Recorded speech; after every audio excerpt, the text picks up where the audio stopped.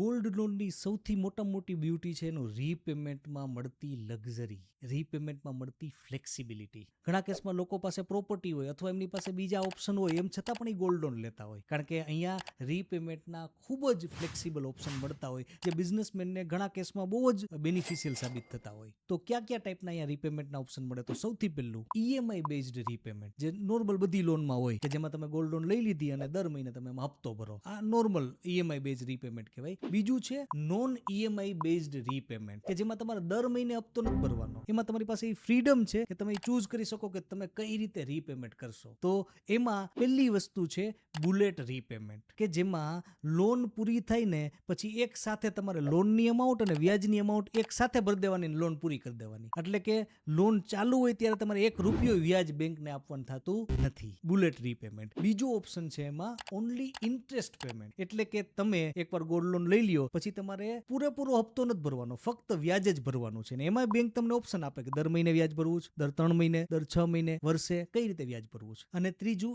એની time પ્રીપેમેન્ટ, એટલે કે gold લોનમાં તમે ચાહો ત્યારે પ્રીપેમેન્ટ કરી શકો.